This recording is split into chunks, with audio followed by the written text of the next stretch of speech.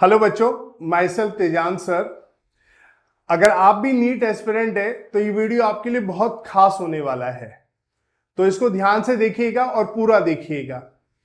देखिए, अभी अभी बहुत नीट के रिजल्ट आए हैं और बहुत सारे बच्चे ऐसे रहे होंगे जिनकी एक्सपेक्टेशन के हिसाब से रिजल्ट नहीं आए होंगे।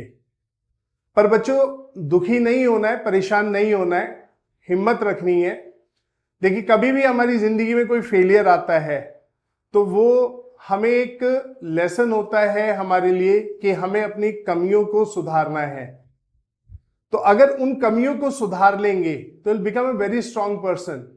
तो आप लोगों के लिए भी ये एक मौका है और ऐसा ही बड़ों की जिंदगी में भी होता है। तो ये स्टूडेंट लाइफ से साइकिल वहां से यहां तक आता है कि हम लोगों की जिंदगी में जब भी फेलियर आता है, कोई नहीं चाहता फेल हो, लेकिन अगर कोई फेलियर आता है तो वो एक लर्निंग का मौका होता है। तो जो बच्चे नीट 2025 क्वालिफाई नहीं कर पाए तो अपना दिल छोटा ना करें, अपनी हिम्मत को रखें, ठीक है। और जो बच्चे इस साल पहली बार नीट दे रहे हैं, 2026 में देंगे, मतलब वो बच्चे उन कारणों को अवॉइड कर सकते हैं जिनके कारण उन्हें नेक्स्ट ईयर रिजल्ट उनकी एक्सपेक्टेशन के अकॉर्डिंग ना रहे। तो मैं आपको सबसे पहले आपको एक चीज समझाऊंगा कि मेडिकल जब बच्चा कोई तैयार करना शुरू करता है तो बहुत हद तक उसका एक जुनून होता है उस सफेद कोट को पहनना। अपने उस जुनून को बिल्कुल भी कम मत होने दो। मैं आपको थोड़ी देर के अंदर 5 ऐसे स्टेप बताऊंगा जिन्हें अगर आपने सही से फॉलो किया तो आई एम श्योर आप नेक्स्ट ईयर अपने नीट के सिलेक्शन को बिल्कुल पक्का कर लेंगे। लेकिन अगर आपने फॉलो किया तो जो 5 स्टेप मैं आपको बताने वाला हूं, इन 5 स्टेप को अपनी स्ट्रैटेजी का, अपनी प्रिपरेशन की जो तैयारी का तरीका है उसका पार्ट बनाइए। आई एम श्योर आपको नेक्स्ट ईयर गुड न्यूज मिलेगी, राइट। तो चलिए स्टार्ट करते हैं। तो सबसे पहले स्टेप नंबर 1 वो है आपका राइट माइंडसेट। देखिए, जब भी आप किसी कॉम्पिटिटिव एग्जाम की तैयारी के लिए जाते हैं, स्पेशली नीट जैसे एग्जाम जिसमें बहुत ज्यादा सीट्स नहीं है एग्जाम में, ठीक है, और बच्चे बैठते हैं लगभग 22, 23, 24 लाख। अब जाहिर सी बात है पर सीट कंपटीशन वैसे ही इंक्रीज हो जाता है। अब ऐसे प्रेशर के एग्जाम में आपका अगर खुद पर भरोसा नहीं है, आपका माइंडसेट पॉजिटिव नहीं है कि मैं कर लूंगा, मुझे तो एक ही सीट चाहिए, मुझे 90,000 से क्या लेना देना, मुझे सिर्फ एक सीट से मतलब है, राइट। तो जब तक आपका माइंडसेट पॉजिटिव नहीं होगा आप ऐसे प्रेशर के एग्जाम को क्वालिफाई नहीं कर पाएंगे। तो किसी भी बच्चे के लिए जरूरी है कि अगर वो सीरियसली कॉम्पिटिटिव एग्जाम की तैयारी कर रहा है और तो उसको अपने माइंडसेट को बहुत पॉजिटिव रखना है। आप अगर खुद पे भरोसा करेंगे, ठीक है, तभी आप एफर्ट करेंगे। अगर आपको कोई बच्चा मेहनत कब नहीं करता है, स्पेशली जब उसका खुद से भरोसा उड़ जाता है। अगर किसी बच्चे को खुद पे भरोसा है कि मैं एक काम कर सकता हूं तो वो आउट ऑफ द बॉक्स जाके भी एफर्ट करता है। लेकिन जब खुद पे भरोसा ही नहीं होता है तो फिर वो चलता रहता है उस जर्नी में, पर पहुंचता कहीं नहीं है। और मोस्टली बच्चों के साथ यही होता है। तो अगर आप एक नीट एस्पिरेंट है, आपको डॉक्टर बनने का जुनून है, तो अपने माइंडसेट को पॉजिटिव रखिए। रोजाना खुद से कहिए कि मैं कैपेबल हूं, I am capable and I can crack this exam. अपने पे कोई डाउट मत रखिए। फर्क नहीं पड़ता आपके बेसिक्स कैसे हैं, आपकी कंडीशन कैसी है, ये सब बात की बातें हैं। देखिए, कोई भी जब मिशन में हम जाते हैं, किसी भी काम को करना शुरू करता है कोई भी बंदा, तो सबसे पहले वो अपने दिमाग में ये बात पक्की कर लेता है कि मैं ये करने के काबिल हूं।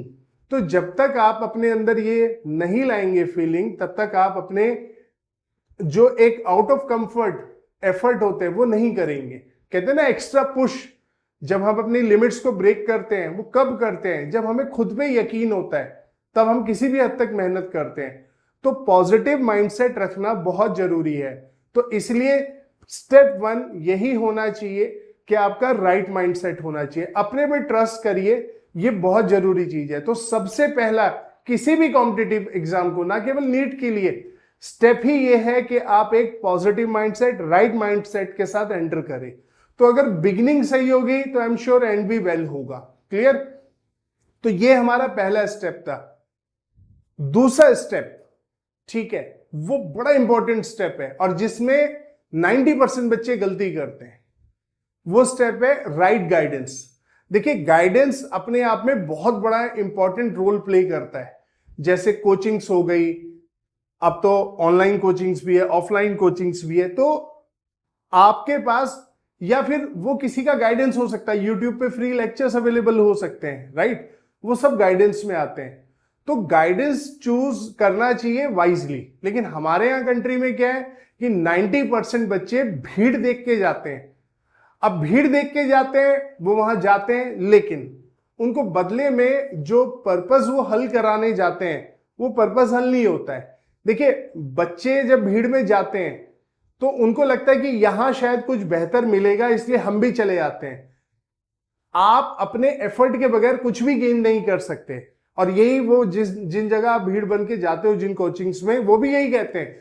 लेकिन जब फेलियर होता है तो पता नहीं बच्चा क्यों खुद को अकाउंटेबल मान लेता है कि अगर किसी बच्चे ने इस साल कोई बड़ी कोचिंग ज्वाइन की होगी, उसका सिलेक्शन नहीं होगा, तो उसको यही लग रहा होगा तेरी गलती रही, तेरे तो बहुत सारे दोस्तों का हो गया, तूने ही मेहनत नहीं करी होगी इसीलिए नहीं हुआ।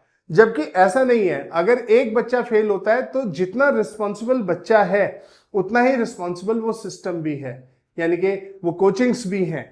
तो ये बात ध्यान रखिए कि अगर हम अपने लिए राइट गाइडेंस नहीं चूज करेंगे तो फिर हमारे रिजल्ट ऐसे ही आते रहेंगे, जो मोस्टली आते भी हैं ज्यादातर इसी कारण से। बड़े नामों के साथ हमें जाना अच्छा लगता है क्योंकि हमें लगता है कि वो इस बात की श्योरिटी देते हैं कि हमारा सिलेक्शन हो जाएगा। बट अगर आप उन चुनिंदा बच्चों को छोड़ दो, चुनिंदा, मैं बिल्कुल कह रहा हूं गिनती में बहुत कम होते हैं, ज्यादातर वही बच्चे सिलेक्ट होने वाले होते हैं या होते हैं जो कहीं भी पढ़ते तो सिलेक्ट होते, ठीक है? वहां दूसरी जगह भी उन्हें उतना ही अच्छा पढ़ाया जाता है जितनी जगह उस जगह पढ़ाया गया अच्छा, ठीक है? तो मेरा कहने का मतलब है कि आपको गाइडेंस बहुत वाइजली चूज करना है। आप गाइडेंस चूज करने में अगर गलती कर गए तो जर्नी शुरू होने से पहले खत्म हो जाएगी। तो सबसे पहले हम क्या करते हैं, गाइडेंस चूज करने का आपको एक बहुत सिंपल सा तरीका मैं बताता हूं। हम 3 कैटेगरी में बच्चों को डिवाइड कर लेते हैं। पहली कैटेगरी वो बच्चे जिन बच्चों के बेसिक्स अच्छे हैं और जो थोड़े बहुत न्यूमेरिकल भी लगा लेते हैं, बस क्या हुआ कि एग्जाम में वो लाइन क्रॉस नहीं कर पाए। अब आप रेफरेंस के लिए ले सकते हैं जिन बच्चों ने इस साल 450 से ऊपर नंबर लिए हैं आउट ऑफ 720, इसका मतलब वो कुछ कर सकते हैं। लेकिन क्या है कि उनका शायद कंपटीशन में जब वो नीट में बैठे उस 3 घंटे के अंदर उतने प्रॉब्लम नहीं कर पाए या उतनी एक्यूरेसी नहीं ला पाए क्वेश्चंस करने में, जिससे वो अपनी स्टेट कट ऑफ को जो भी उनकी स्टेट में होगी उसको क्वालिफाई कर पाते, राइट? इसी कारण से वो चूक गए होंगे।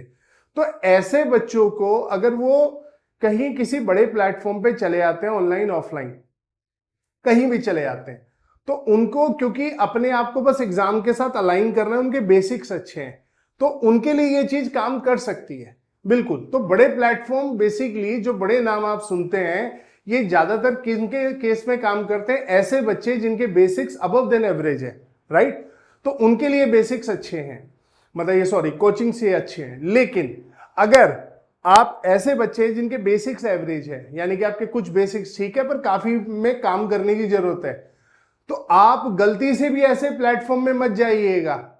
और अगर हो भी तो जल्दी कोई सोल्यूशन ढूंढ लो, क्योंकि आप अच्छा करोगे, मेहनत करोगे, पूरी कोशिश करोगे, पर लाइन क्रॉस नहीं कर पाओगे।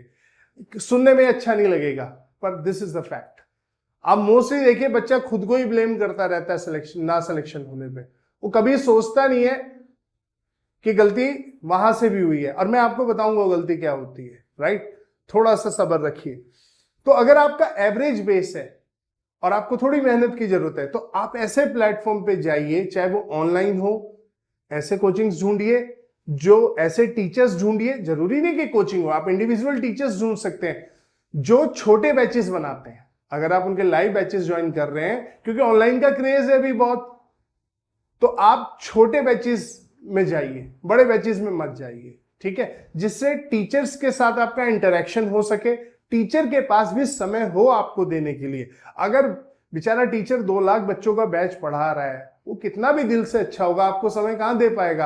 आपका पर्पस तो सॉल्व नहीं होगा ना। तो आपने कोशिश यही करनी है कि ऐसे टीचर्स ढूंढिए, चाहे ऑनलाइन हो या ऑफलाइन हो, ठीक है, जो आप पे ध्यान दे सके, जहां पर कम बच्चे हो। तो कम बच्चों में जो टीचर ऑनेस्टली पढ़ाते हैं वो बच्चों पे ध्यान देते हैं, ठीक है। तो ये हो गया वो बच्चे जो एवरेज बेस के हैं।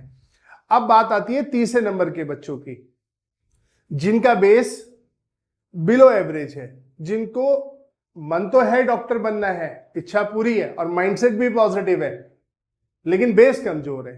तो आपको भी घबराने की जरूरत नहीं है। आप भी ऐसे ही टीचर्स को अप्रोच कीजिए जिनसे आप पर्सनली इंटरेक्ट कर सकते हो।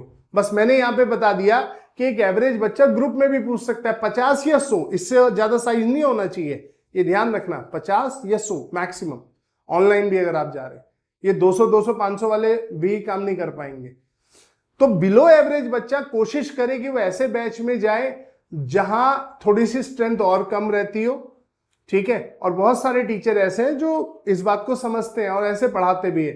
आप उनसे रिक्वेस्ट कीजिए, उनके बैचेस में जाइए जहां टीचर से आप पर्सनली इंटरेक्ट कर सके, जिससे टीचर आपको बता सके आपको किस सुधार की जरूरत है, आपको क्या करने से ये चीज आपकी ठीक हो जाएगी। हो सकता है आपको थोड़ा सा समय ज्यादा लग जाए, लेकिन आपका वो सपना खत्म नहीं होगा। और मोस्टली बच्चों का सपना इसलिए खत्म हो जाता है कि बेस बिलो एवरेज है, चले बड़े नाम के साथ गए। अरे भाई, वहां पे टीचर कितना भी अच्छा पढ़ा ले, कोचिंग नहीं होगी, गाइडेंस नहीं मिलेगा। मैं आपको कोचिंग का मतलब बताता हूं। देखिए, जब कोचिंग का मतलब है कि हम अपनी देखरेख में, जैसे मैं टीचर हूं, मैं अपनी देखरेख में आपको तैयार करता हूं। मैंने आपको कोई चीज पढ़ाई और मैंने आपसे पूछा कि क्या ये बात आपको समझ आ गई, आपने कहा हाँ, तो मैं आपको क्रॉस चेक करने के लिए आपसे सवाल पूछूंगा। अगर आप उस सवाल का सही जवाब दे देते हैं तो मैं संतुष्ट हो जाता हूं कि इस बच्चे को मालूम है, इसे कब समझ आता है। और अगर आप गलत जवाब देते हैं तो मेरे दिमाग में फिर ये बात आएगी कि हो सकता है इस बच्चे को जब लगता है इसे समझ आ गया पर इसे पूरा समझ नहीं आया होता। तो टीचर को बच्चे की साइकोलॉजी, मेंटालिटी पता लगती है, जिससे टीचर फिर उसे और चीजें देके और एग्जाम्पल देके समझाता है और वो बच्चे पे काम करता है। कोचिंग का मतलब ये था। इस तरह कॉम्पिटिटिव एग्जाम्स, शायद अगर आप देखेंगे 99-98 से पहले एग्जाम्स ऐसे तैयार होते थे, बल्कि 2005 तक भी ऐसे बहुत सारे कोचिंग्स थे जो इस तरीके से तैयार कराते थे। लेकिन उसके बाद वो जो बड़े बैचेस का सिस्टम आया, और अब तो कोविड के बाद दुनिया ही बदल गई, ठीक है। आज पढ़ाई करना ओटीटी देखने की तरह हो गया है, ठीक है, कि जहां पे, या जैसे हम पिक्चर देखते हैं और ताली बजाते हैं टीचर के लिए, हीरो के लिए, ऐसे आज हम टीचर के लिए ताली बजाते हैं, पर वो हमारी जिंदगी में सिवाय बातों के एक्चुअल चेंज नहीं ला पा रहा। और ला पा रहा है तो बहुत थोड़े लोगों के बीच में। गलती टीचर की नहीं है, गलती नेटटेक प्लेटफॉर्म की है। इसलिए मैंने कहा कि आपको अपनी कैटेगरी डिसाइड करनी पड़ेगी गाइडेंस के लिए, कि आपके बेसिक्स अबव देन एवरेज है या बिलो एवरेज है। तो एवरेज और बिलो एवरेज वाले ध्यान रखें, वो एक बड़े प्लेटफॉर्म पे जाने की गलती ना करे, वरना इस वीडियो को अगले साल खोल के देख लेना, will get the same result, right. और जो बच्चे जिनके अंदर, देखिए, जिनके बेसिक्स अच्छे हैं, उनको ये आजादी है, लिबर्टी है कि वो लोग ऐसे प्लेटफॉर्म से बेनिफिट ले सकते हैं, ठीक है। देखिए, वो वहां तक पहुंचे तो कुछ तो उन्होंने किया ही है, लेकिन कितना भी कुछ किया, इतनी बड़ी स्ट्रेंथ स्पेशली ऑनलाइन में जैसे पढ़ाते हैं, मैं उसके फेवर में नहीं हूं, और मैंने इसमें वीडियो भी बनाया, आप देख सकते हैं, ठीक है। अब आते हैं, ये 2 स्टेप हो गए, तीसरे क्रूशियल स्टेप पे, ये भी बड़ा इंपॉर्टेंट है बच्चों। तीसरा स्टेप है selection of books and material. तो फिर अपना 3 कैटेगरी में बच्चों को डिवाइड कर लो। कैटेगरी 1, जो बच्चे 450 प्लस मार्क्स लिए हैं, अगर वो किसी इंस्टीट्यूट का स्टडी मटेरियल भी लगाते हैं तो कोई प्रॉब्लम की बात नहीं है, वो कर सकते हैं। रीजन कि बीइंग उनका बेसिक सही है, उनको सिर्फ क्या करना है, एग्जाम के साथ अलाइनमेंट करना है, अपनी स्पीड को एक्यूरेसी पे काम करना है, अपनी स्पीड को बढ़ाना है, या अपनी गलती नेगेटिव ज्यादा दे दिए हैं या नेगेटिव ज्यादा होते हैं तो एक्यूरेसी को बढ़ाना है, बस ये काम करना है। तो आई थिंक वो स्टडी मटेरियल से परफेक्टली हो सकता है अलोंग विद एनसीईआरटी, ठीक है। ऐसा नहीं आपको 450 आया तो अगली बार 900 आएगा, 720 का तो एग्जाम ही होता है। 450 से 600 भी होना बड़ा मुश्किल काम है, 550 होना भी मुश्किल काम है, करेक्ट। लेकिन अगर आप प्रोसेस को प्रॉपर फॉलो करेंगे और कंसिस्टेंट रहेंगे तो आप कर लेंगे। मैंने ऐसे बच्चे भी देखे जिनको पहली दफा 600 या दूसरी दफा 500 पे टक गए, बिकॉज यू डोंट नो कि इस बार पेपर कैसा है, अगले साल कैसा आएगा। मैं डरा नहीं रहा हूं, मैं फैक्ट बता रहा हूं, ठीक है। तो आपको जिस तरह आप जीरो से अपना माइंडसेट करके तैयारी शुरू की थी अपनी, तो इस बार भी तैयारी वहीं से शुरू करें। लेकिन बस क्या है कि आपकी कुछ चीजें बदल सकती हैं, आप डायरेक्ट स्टडी मटेरियल से सॉल्व करना शुरू कर सकते हैं। पर जिन बच्चों के बेसिक एवरेज और बिलो एवरेज है, वो गलती से स्टडी मटेरियल मत करिएगा। कोई कितनी भी तारीफ कर ले, मत करिएगा। स्टडी मटेरियल आपको काम नहीं करेंगे। आपको अलॉन्ग विद एनसीईआरटी, क्योंकि एनसीईआरटी हमेशा मेडिकल के लिए बेहतर किताबें मानी जाती है, आप कुछ फंडामेंटल किताबें ले लीजिए, क्योंकि एनसीईआरटी इतनी पतली है, अब उसमें आपको हो सकता है कि बातें पूरी समझ ना आ पाए। मैं बिल्कुल फैक्ट बता रहा हूं, क्योंकि मैं खुद टीचर हूं, 24 साल से पढ़ा रहा हूं। जो क्लास में बच्चों के मैंने एक्सपीरियंस किया है, मैं अपने एक्सपीरियंस के बेस पे बोल रहा हूं कि आप कुछ अच्छी किताबें ले लें। क्योंकि मैं यहाँ किसी किताब को एंडोर्स नहीं करना चाहता हूं, इसलिए मैं अभी नाम नहीं ले रहा हूं, लेकिन आप मुझे कमेंट करेंगे तो मैं जवाब दूंगा जरूर, ठीक है। तो जिसको जिस सब्जेक्ट में वीकनेस लगती है, मैं उसको सब्जेक्ट वाइज अच्छी किताबें बता सकता हूं। आपको ऐसी बुक भी बता सकता हूं जो एवरेज बच्चों के लिए काम करेगी, और जिनके फंडामेंटल से खराबी है, ठीक है, यानी कि तीसरी कैटेगरी में जिनके बिलो एवरेज कॉन्सेप्ट है, तो मैं उनके लिए भी अच्छी एलिमेंट्री किताबें बता दूंगा, जिनसे आप अपनी तैयारी को बहुत अच्छे से कर सकते हैं, ठीक है। तो बुक्स के साथ जाइए, स्टडी मटेरियल या प्रीवियस ईयर लगाने बैठ गए, ये नहीं करना चाहिए। यही गलतियां बच्चे करते हैं। अब क्या होता है कि अगर मान लो आप भीड़ में पढ़ रहे हो तो सबको एक जैसा काम कराया जाता है। अब ऐसा तो नहीं हो सकता ना, एक बंदे को 100 बुखार है, कोई 105 बुखार है, और 100 वाले और 105 वाले को दोनों को उठा के पीसीएम दे दी, ये काम तो नहीं करेगा ना। 105 वाले को इतनी कंडीशन क्यों है उसकी खराब, जाहिर सी बात है उसका ट्रीटमेंट थोड़ा ध्यान से और संभल के करना पड़ेगा। बिल्कुल इसी तरह आपके कंटेंट भी बहुत मैटर करता है कि आप कंटेंट कहां से, ठीक है, ले रहे हैं। कंटेंट बुक से ले रहे हैं, मटेरियल से ले रहे हैं। मटेरियल में कहीं ना कहीं थोड़ा आगे होता है कंटेंट, और बुक बिल्कुल फंडामेंटल से चलती है। और देखिए मटेरियल तो किताबों से ही बना है, कोई भी मटेरियल किताबों से ही बना है, जो कोई कितना भी बोल ले, ठीक है, हमने किताबों से पढ़ा है, ऐसा तो नहीं मटेरियल ऊपर से आया। तो किताबें बेसिक सोर्स है, तो आप बुक अगर कर लेते हैं, और ऐसा नहीं ये लोग भी बुक कर ले, अगर जो बच्चे मैंने अबव एवरेज वाले बोले उनके लिए भी बुक काम करेगी। बुक कभी फ्लॉप नहीं होती है, मटेरियल 90% फ्लॉप होता है, बुक कभी फ्लॉप नहीं होती है, ठीक है ना। बस मटेरियल से क्या होता है, वर्किंग वे मिल जाता है, जिनके अच्छे कॉन्सेप्ट है उनको एक तरीका मिल जाता है करने का। लेकिन अगर आप एक बच्चा एक किताब खत्म कर ले, मोर देन सफिशिएंट है, वो काम कर जाती है। तो आपको अपने लिए बुक और स्टडी मटेरियल राइटली चूज करना है। चौथी बात, time table, right time table, proper routine, ये होना बहुत जरूरी है। देखिए अगर आप स्कूल गोइंग स्टूडेंट है, मैं आपको किस वक्त पढ़ना है, क्या पढ़ना है, ये इंडिविजुअल टू इंडिविजुअल वेरी करता है। कुछ बच्चे लेट नाइट तक पढ़ते हैं, कुछ अर्ली मॉर्निंग उठ के पढ़ते हैं, तो इसलिए यहां पर सही नहीं होगा मैं कोई एक फिक्स टाइम टेबल दूं। बट मैं आप नंबर ऑफ आवर्स में आपको बता सकता हूं जो फिजिबल है, ठीक है। अब मैंने तो बहुत सारे लोगों को ऐसे बोलते हुए देखा, 12 घंटे नहीं पढ़ोगे। अब एक स्कूल गोइंग बच्चा 12 घंटे कैसे पढ़ेगा, तो नीट नहीं निकलेगा, और बहुत चीख चीख के चिल्लाते हुए सुना है। ये सब एग्जैजरेटेड बातें होती हैं, ठीक है, आपके दिमाग में एक चीज बैठाने के लिए, बट ऐसा नहीं है। जो स्कूल गोइंग बच्चा मेडिकल निकालता है, और बहुत बच्चों ने इस साल निकाला भी होगा, अब आपको पता है कि वो तो 12 घंटे पढ़ ही नहीं सकता, तो फिर उसका मेडिकल कैसे निकल गया, ठीक है। इवन सारे बच्चे 12 घंटे नहीं पढ़ सकते, तो आप पहले ही बच्चों को ऐसी बात बता दो कि लास्ट में वो खुद को ही ब्लेम करे कि हमारी ही गलती थी, हम इतने घंटे नहीं पढ़े इसलिए निकला। ये फिजिबल नहीं है। पढ़ने के लोग 18 घंटे भी पढ़ते हैं भाई, मैं उसकी बात ही नहीं कर रहा हूं। आईएएस की तैयारी में लोग 16, 17, 18 घंटे निकालते हैं। मेडिकल इतना भी मुश्किल एग्जाम नहीं है, अगर आप ठीक से ईमानदारी से देखें तो इतने की जरूरत नहीं है।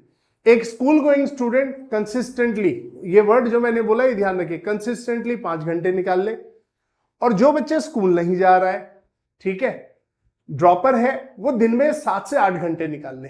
क्योंकि आप स्कूल नहीं जा रहे हो तो आपकी एनर्जी लो हो जाती है। जब स्कूल जाता है तो आदमी ट्रैवल करता है ना, बॉडी एक्टिव रहती है, स्कूल में खेलता भी, लड़ता भी, झगड़ता भी, 10 काम होता है, वो एक्टिव रहता है। और जब आप सिर्फ कोचिंग जा रहे हो, बैग बस्ता उठा के, या ऑनलाइन क्लास में बैठे हो, है ना, तो आप थोड़े से लेजी हो जाते हो। उस लेजी बने को खत्म करना है तो कम से कम 8 घंटे तो आपको पढ़ना चाहिए। और दिन में जो भी बच्चे पढ़े, कोशिश ये करिए, स्कूल गोइंग स्टूडेंट भी, और मैं बाकी को भी एडवाइस करूंगा, स्कूल गोइंग स्टूडेंट एक दिन में 2 सब्जेक्ट से ज्यादा ना पढ़े, जब तक बहुत जरूरत ना हो। बदलते रहिए, रोटेशन में रखिए, लेकिन 2 सब्जेक्ट, क्योंकि आप 3 के साथ 5 घंटे में जस्टिफाई नहीं कर पाएंगे। फिजिक्स में क्या करोगे, फिजिक्स में तो 2.5-3 घंटे ऐसे ही लग जाते हैं, तो फिर बायो में भी आपको पता है कि समय लगता है, तो आप 5 घंटे में 2 ही कर पाओगे, राइट। तो आप, और जो 8 घंटे पढ़ते हैं वो मैक्सिमम इतना कर सकते हैं कि भाई चलो 40% एक को टाइम दे दिया, 30 एक को दे दिया, 30 एक को दे दिया, वो दिन में 3 भी कर सकते हैं। लेकिन उनको भी एडवाइस ये है कि आप 40-40-20 का रेशो रखिए, 2 सब्जेक्ट को 40, एक को 20, ठीक है। वो बराबरी के चक्कर में, इंसाफ करने के चक्कर में मत रहिए। यूजुअली हर बच्चे का एक सब्जेक्ट स्ट्रांग होता है, बहुत, किसी के 2 होते हैं रेयरली, किसी के 3 होते हैं, ठीक है, वो और रेयरली। तो मेरा कहने का मतलब है कि आप दिन के अपने टाइम टेबल को इस तरीके से डिजाइन कीजिए जिसे आप फॉलो कर सके। जो फॉलो नहीं कर सकते वो मत कीजिए। अपने आप को केवल पेन कॉपी पे, बच्चों की आदत होती है, हमारी भी थी अपने टाइम में, 100 टाइम टेबल बनाते थे हम, एक भी फॉलो नहीं कर पाते थे। अपने लिए रिलैक्स होके, अपने बॉडी को समझ के, अपने स्टेमिना को समझ के अपना टाइम टेबल तैयार कीजिए। लेकिन एक बार जो तैयार कर लिया टाइम टेबल, उसको फिर कम से कम 70, 80, 90 दिनों तक लगातार फॉलो करिए, उसके बाद ही कोई चेंज लाइए, ताकि आपकी बॉडी को हैबिट पड़े, ठीक है, आपके माइंड को हैबिट पड़े। जब आप इतने टाइम पढ़ाई के बीच में रहते हो तो जाहिर सी बात है आपका माइंडसेट जो पहले से पॉजिटिव था वो और पक्का हो जाता है, और कॉन्फिडेंट आप फील करने लगते हैं, ठीक है। तो ये हमारा चौथा स्टेप था। अब आते हैं 5वां और जो सबसे इंपॉर्टेंट स्टेप है। मान लीजिए हमने माइंडसेट भी पॉजिटिव कर लिया जी, हमने अच्छा गाइडेंस भी ले लिया, अच्छी किताबें ले ली, रूटीन भी बना लिया। अब जानते हो एक बात जहां आके कहां फंसती है, और मेरी इस बात से बहुत बच्चे रिलेट करेंगे, जो बच्चे स्पेशल नीट 2025 दिया होगा, न्यूमेरिकल सॉल्विंग स्किल्स। ये हमेशा एक बड़ी प्रॉब्लम रहती है मेडिकल के बच्चों के साथ। कारण उनको फिजिक्स के नाम पे मैक्सिमम तो ठगा जाता है, क्योंकि मैं फिजिक्स का टीचर हूं, मैं समझ सकता हूं। देखिए, हर सब्जेक्ट का अपना नेचर है, फिजिक्स का अपना नेचर है, केमिस्ट्री का अपना नेचर है, बायो का अपना नेचर है। आपको पता है कि बायो अच्छी किसकी होगी, जिसकी रिकॉलिंग पावर अच्छी होगी, यानी कि जो रिकॉल जल्दी कर सकता हो। पढ़ लिया पर रिकॉल नहीं कर पा रहे टाइम पे, तो वहां पेपर में टाइम ज्यादा लगेगा, सिलेक्शन नहीं हो पाएगा, करेक्ट। तो रिकॉलिंग पावर बड़ी मायने रखती है, राइट। केमिस्ट्री किसकी अच्छी होगी, जिसकी रिकॉलिंग पावर भी अच्छी हो, साथ में प्रैक्टिस बढ़िया हो, ठीक है, जो एनालिटिकल चीजों को अच्छे से समझता हो, उसकी केमिस्ट्री अच्छी होगी। फिजिक्स एक अपने आप में मेडिकल वालों के लिए थोड़ा डिफिकल्ट पड़ता है, जबकि फिजिक्स आई थिंक बहुत इजी सब्जेक्ट है अगर आप उसको ध्यान से पढ़े। आप उसका तरीका है, आपने कॉन्सेप्ट सीखा, आपने सुना एक स्टेटमेंट, फिर आप उससे स्टेटमेंट में जब तक आप न्यूमेरिकल नहीं कर लेंगे ना, आपको वो कॉन्सेप्ट नहीं आएगा। ये बात क्लियर समझ लो, ठीक है। तो न्यूमेरिकल सॉल्विंग स्किल की जरूरत खासकर 2 जगह पड़ती है, एक फिजिक्स में और एक फिजिकल केमिस्ट्री में, 2 जगह। यही सबसे ज्यादा बच्चों का टाइम जाता है। और आपको पता है बायो में जिस, मतलब नीट में जिस मार्क्स पे सिलेक्शन होता है, उसमें तीनों में स्कोर करना जरूरी है, वरना आपका सिलेक्शन नहीं हो पाएगा। तो बच्चा मैक्सिमम टाइम कंज्यूम कर देता है इन जगह पर, और इससे बच भी नहीं सकते। तो इसको आपको सबसे शार्प रखना है। तो मैं इसको, क्योंकि मैं खुद फिजिक्स का टीचर हूं, तो मैं आपको इसमें काफी हेल्प कर सकता हूं, ठीक है। आपकी फिजिक्स की अगर न्यूमेरिकल सॉल्विंग स्किल अच्छी होगी, तो आपकी केमिस्ट्री की, फिजिकल केमिस्ट्री की भी न्यूमेरिकल सॉल्विंग स्किल अच्छी होगी।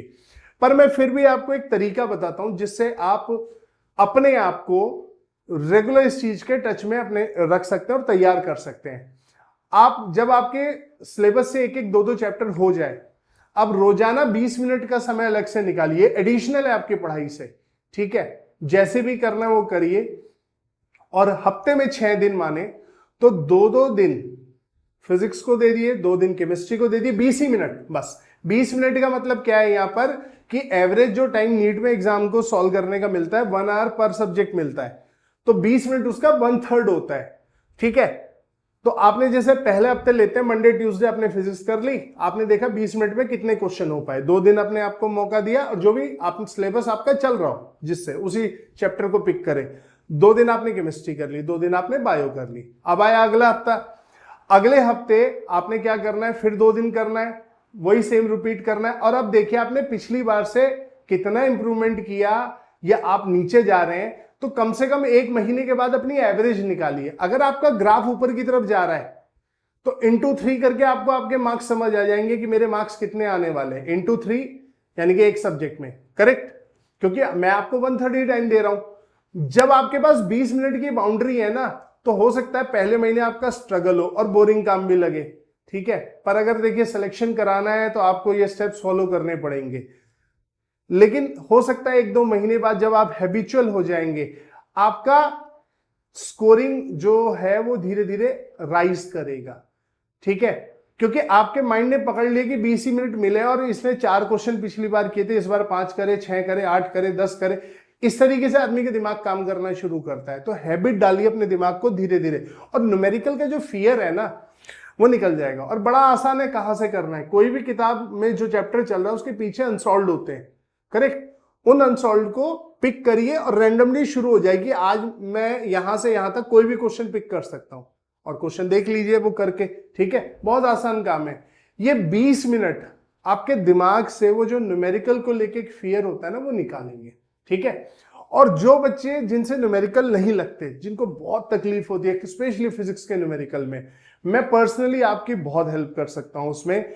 आपने सिर्फ क्या करना है, मुझे कमेंट बॉक्स में बता देना है। तो 2 चीजें मैंने आपसे कमेंट बॉक्स में पूछी। एक, जिन बच्चों का बेस थोड़ा वीक है या एवरेज है, उन्हें किताब चाहिए तो वो कमेंट कर दें, और जिन बच्चों को न्यूमेरिकल नहीं होते वो जरूर कमेंट कर दें। मैं आपकी काफी हेल्प कर देता हूं। सेपरेट वीडियो पूरा न्यूमेरिकल पे बनाऊंगा कि न्यूमेरिकल सॉल्व करना कैसे सीखे, ठीक है। वो बच्चे भी जो अभी इस साल पहला अटेम्प्ट देंगे और जो बच्चों का सिलेक्शन रह गया है, तो आपका तो वो कमी विजिबल हो गई है ऊपर क्लियरली, ठीक है। तो आपको तो उस पर काम करना ही करना है, ठीक है। ये ध्यान रखिए आपका। तो मैं इस पर पूरा वीडियो बना दूंगा। तीसरा, अगर आपको ब्लूप्रिंट चाहिए सब्जेक्ट वाइज, स्पेशली खासकर मेरे सब्जेक्ट का, कि किन चैप्टर्स को हमें ज्यादा ध्यान देना है अपनी प्रिपरेशन के दौरान, एक ऑर्डर में बना दूंगा।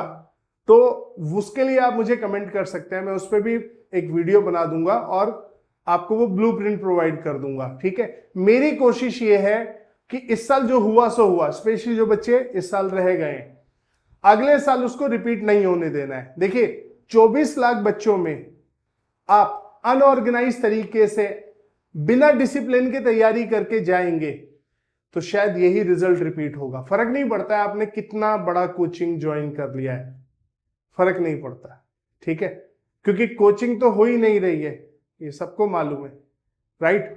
और ऑन योर ओन हर बच्चा नहीं निकाल पाता, गुरु का हाथ चाहिए होता है पीछे।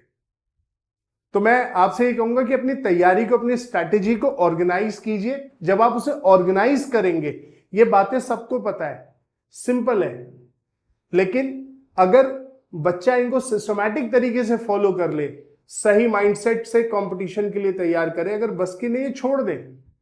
जब तक आपका माइंडसेट पॉजिटिव ना हो कि हाँ मैं कर सकता हूं और मैं करूंगा, अपना बेस्ट दे। देखो नहीं और नेगेटिव ये हर काम में होता है। आपको ये साइड, जब तक आप इसमें दरवाजा नहीं लगाओगे कि रिजल्ट साल के अंत में आएगा, पूरे साल मुझे रिजल्ट आउटकम का नहीं सोचना, पूरे साल मुझे एफर्ट का सोचना है कि अपने ऑनेस्ट एफर्ट कैसे डालूं, इस पे फोकस कीजिए। तो ये 5 स्टेप इंक्लूड करिए। राइट माइंडसेट, राइट गाइडेंस, यानी कि सही कोचिंग चूज करना। और कोचिंग का मतलब कोचिंग सेंटर से नहीं, ऑनलाइन ऑफलाइन से नहीं, इस वीडियो में ये पर्पस नहीं है हमारा। मैंने आपको तरीका बता दिया। आप सिंपल यूट्यूब पे लेक्चर भी सुन रहे हैं, बहुत बच्चे उनसे भी अपना काम चला रहे हैं। बहुत अच्छे टीचर्स हैं हमारे देश में, बहुत अच्छे टीचर्स। तो आप किसी से भी हेल्प ले सकते हैं। काफी टीचर्स के यूट्यूब पे फ्री लेक्चर्स पड़े हैं, राइट। तो आपका राइट कोचिंग, फिर राइट बुक्स और स्टडी मटेरियल। बुक्स और स्टडी मटेरियल के बारे में मैंने आपको बहुत क्लियरली बता दिया, किसको स्टडी मटेरियल करना चाहिए, किसको बुक्स करनी चाहिए, ठीक है।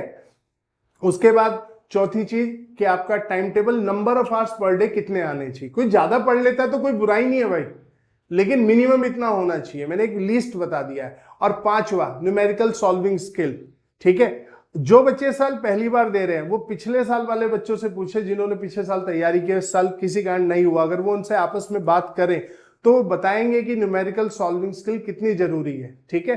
तो अगर बच्चों आपने इन बातों को अपनी प्रिपरेशन में प्रॉपरली इंक्लूड कर लिया, आप खुद ही अपने आप सोच लो लॉजिकली, आपका सिलेक्शन नहीं रुकेगा बिल्कुल भी, ठीक है। और यही हमारा पर्पस था इस वीडियो को बनाने का। चलिए।